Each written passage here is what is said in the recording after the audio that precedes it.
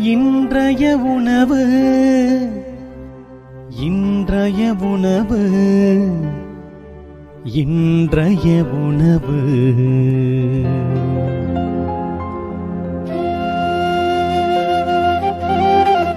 நற்செய்தி வழங்குபவர் தந்தை நிர்மல் ராஜ்.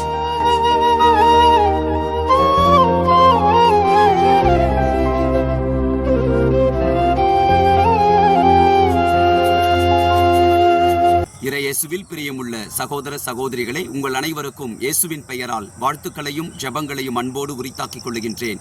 இன்றைக்கு நம்முடைய சிந்தனைக்கு யோவான் நற்செய்தி 14ஆம் அதிகாரம் 21 - 26 வரை உள்ள இறை வார்த்தைகள் தரப்பட்டிருக்கின்றது. அதிலே 21வது வசனத்தை நம்முடைய சிந்தனைக்கு நாம் எடுத்துக்கொள்வோம். என் கட்டளைகளை ஏற்று கடைபிடிப்பவர் என் மீது அன்பு கொண்டுள்ளார்.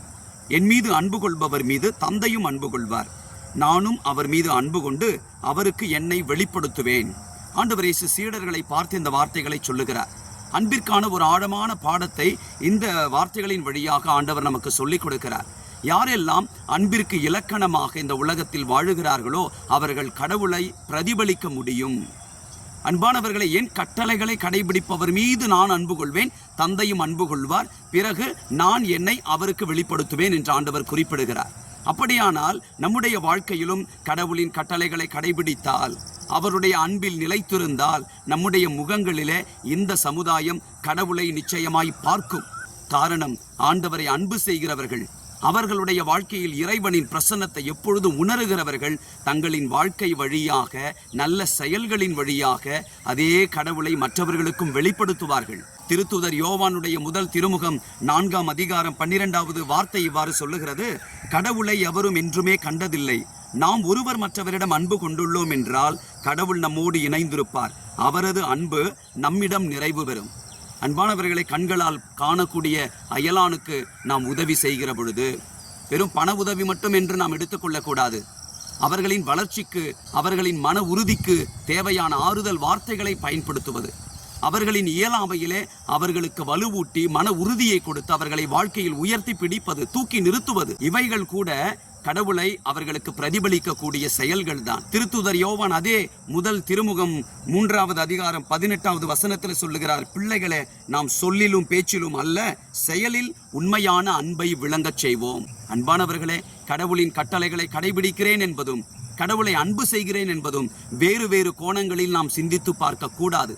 இவை இரண்டுமே ஒன்றுதான். ஆனால் அந்த கடவுளின் அன்பை, அவர் கொடுத்த கட்டளைகளை நம்முடைய வாழ்க்கையில் பிறருக்கு நாம் பயன்படுத்துகிற பொழுதுதான், அன்பு கட்டளையை நிறைவேற்றுகிற பொழுதுதான் அன்பின் முழுமையை இந்த உலகத்திற்கு நாம் கொண்டு வரக்கூடிய சீடர்களாக இருக்கிறோம். நீதிமொழிகள் புத்தகம் 19ஆம் அதிகாரம் 17வது இறை வார்த்தையில் வாசிக்கிறோம்: ஏழைக்கு இறங்கி உதவி செய்கிறவர் ஆண்டவருக்கு கடன் கொடுக்கிறார். அவர் கொடுத்ததை ஆண்டவரை திருப்பி தந்து விடுவார். அன்பானவர்களே, நாம் இயலாதவர்களுக்கு உதவி செய்கின்ற பொழுது, கைவிடப்பட்டவர்களுக்கு நாம் அவர்களின் கரங்களை பிரித்து தூக்கி விடுகிற பொழுது, விட்டு கொடுக்கிற மனப்பான்மையோடு நாம் வாழுகிற பொழுது, மன்னிக்க முடியாதவர்களை கடவுளை மனதில் கொண்டு மன்னிக்கக்கூடிய நல்ல செயல்களை நாம் செய்கின்ற பொழுது, ஏழைகளுக்கும் நோயாளிகளுக்கும் கைவிடப்பட்டவர்களுக்கும் நாம் உதவி செய்கின்ற பொழுது நாம் கடவுளையே பிரதிபலிக்கிறோம். எங்கள் அன்பின் ஆண்டவரே, காண முடியாத உம்முடைய பிரசன்னத்தை திருமகன் இயேசு இந்த உலகத்திற்கு காண்பித்து, அன்பின் முழுமை என்றால் என்ன என்பதை அவருடைய சிலுவை மரணத்தின் வழியாக நிரூபித்தாரே. எங்களுடைய வாழ்க்கையிலும் நீர் தந்த கட்டளைகளை கடைபிடிப்பது மட்டுமல்ல, கடவுளாகிய உம்மையே அன்பு செய்வது மட்டுமல்ல, மாறாக கட்டளைகளை கடைபிடிக்கிற நாங்கள், உம்மை அன்பு செய்கிற நாங்கள், எங்கள் அயலானுக்கும் அந்த அன்பிலே பங்கு கொள்ள எங்கள் செயல்கள் அடிப்படையாக அமையச் செய்திருளும். ஆண்டவரே, எங்களது அன்பு செயல்களினால் உம்மையே நாங்கள் இந்த உலகத்திற்கு பிரசன்னப்படுத்த முடியும். எங்களை பார்க்கின்றவர்கள் உம்மையே பார்க்கக்கூடிய ஒரு பேற்றை நாங்களும் பெற்றுக்கொள்ள முடியும் என்கின்ற எண்ணத்தை எங்களுக்கு தருவீராக. இயேசுவின் நாமத்தில் ஜெபிக்கின்றோம் தந்தையே. ஆமேன். God bless you.